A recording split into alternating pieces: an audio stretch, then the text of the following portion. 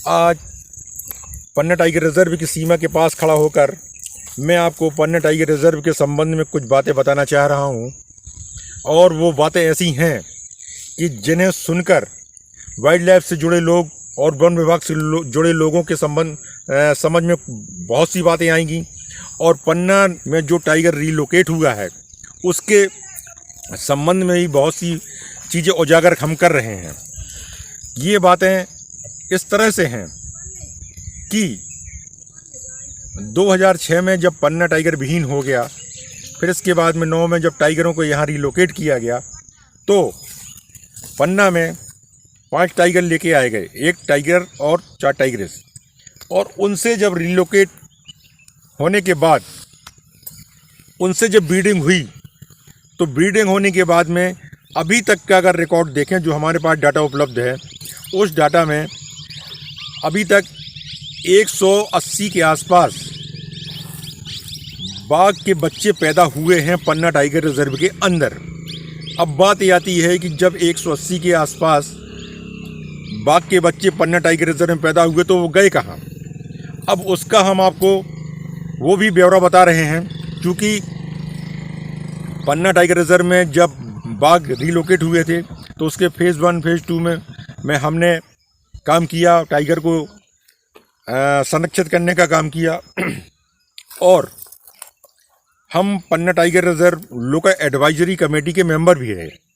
अब बात ये आती है कि वो टाइगर के संबंध में उन टाइगरों के साथ हुआ क्या। अभी हम देख रहे हैं कि पिछले कुछ एफडी जो आ रहे हैं वो सब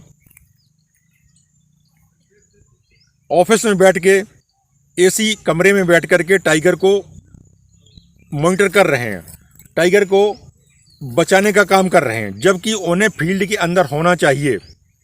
एफडी को फील्ड के अंदर जाना चाहिए प्रतिदिन।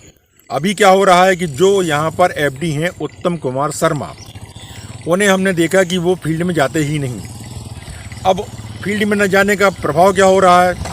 प्रभाव ये हो रहा है कि जो 180 टाइगर के बच्चे पैदा हुए उन्हें पन्ना के आसपास सभी जगह दिखना चाहिए थे, मगर यहाँ जो रिकॉर्डेड बच्चे आए हैं, रिकॉर्डेड टाइगर जो आए हैं, वो 50 के आसपास आए हैं। तो अगर 50 टाइगर यहाँ पर हैं तो बाकी के 130 टाइगर कहाँ चले गए? अब उसके बारे में हम आपको बता रहे हैं कि ये कैसे चले गए। अब इनका कहना है कि ये डिस्पर्स हुए हैं। अगर ये डिस्पर्स हुए हैं तो हम पन्ना टाइगर रिजर्व के चारों तरफ टेरिटोरियल लगता है, पन्ना का, छतरपुर का, सभी का। जब उनके यहाँ से निकले हैं तो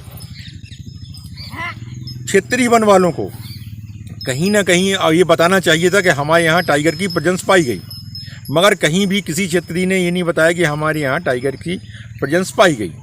अब मेल टाइगर जो रेडियो कॉलर था और वो सैटेलाइट कॉलर थी, उसके बाद वो टाइगर पन्ना से निकल के सतना डिस्ट्रिक्ट में जाता है, और वहाँ जाने के बाद लोगों के खेत में विद्युत तार बिछी थी और उस तार में वो मारा जाता है। जो जंगली जानवरों को मारने के लिए किसान लगाते हैं, उसमें वो मारा जाता है। मारने के बाद उसकी खाल खींच ली जाती है, और खाल निकालने के बाद उसका अस्थि पंजर नाले में फेंक दिया जाता है, और रेडियो कॉलर भी नाले में फेंक दी जाती है। अब जब रेडियो कॉलर किसी टाइगर को लगी है तो वो टाइगर का रेडियो कॉलर की स्थिति तो हमेशा मॉनिटर होनी चाहिए, मगर इन्होंने उसको मॉनिटर करना बंद कर दिया था। इन्होंने सोचा कि सैटेलाइट कॉलर है, जब चाहेंगे तब हम उसको मॉनिटर कर लेंगे। वो 15 दिन बाद ये देखते हैं कि वो तो मॉर्टालिटी सिग्नल दे रहा है कि बाघ जो कॉलर है वो स्थिर हो चुका है, मतलब बाघ मर चुका है। अब जब उसको जा कर के देखते हैं तो वहाँ अस्थि पंजर और कॉलर भर मिलती है। अब इस तरह से जब रेडियो कॉलर बाघ की खाल निकाली जा सकती है, तो इसी तरह से 130 बाघों की खालें भी निकाली जा चुकी हैं। और पन्ना एक बहुत बड़ा शिकारियों का हब बन चुका है। इसी तरह से अक्टूबर 2021 से नवंबर 2021 के बीच में 1 माह के भीतर एक टाइग्रेस, ब्रीडिंग टाइग्रेस, जिसकी उम्र केवल 2.5 साल थी, वो रामपुरा क्षेत्र में पाई गई, कंपार्टमेंट में पाई गई, और वो मृत थी और उसको घाव थे। वो भी 1 से 2 दिन बाद पता लगी। उसके जहाँ घाव थे वहाँ मैगेट पड़ चुके थे, मतलब वो पुराना घाव था। अब जब उसको घाव आए हैं और टाइगर रिजर्व के भीतर आए हैं तो उसकी मॉनिटरिंग तो होनी ही चाहिए थी, तो उसकी मॉनिटरिंग भी इन्होंने नहीं करी। इसलिए हम आपको ये बात बताना चाहते हैं कि पन्ना के टाइगर पूर्णतः असुरक्षित हैं और अब उनकी हालत ये हो गई है कि वो धीरे धीरे यहाँ पर ख़त्म होने लगे हैं। और जिसका मुख्य कारण पन्ना में जो वर्तमान में एफडी मिस्टर उत्तम कुमार शर्मा पदस्थ हैं, वो उनका पूरा का पूरा नेग्लिजेंस है। और हम तो ये भी बोल रहे हैं कि ये मध्य प्रदेश वन विभाग का नेग्लिजेंस है कि जो रेडियो कॉलर जो सैटेलाइट से जुड़ी हो उसकी मॉनिटरिंग नहीं होना एक बहुत बड़ी नेग्लिजेंस है। इसलिए मध्य प्रदेश वन विभाग और पन्ना के एफडी मिस्टर उत्तम कुमार शर्मा इन सब की मिली भगत से पन्ना के टाइगर ख़त्म हो रहे हैं।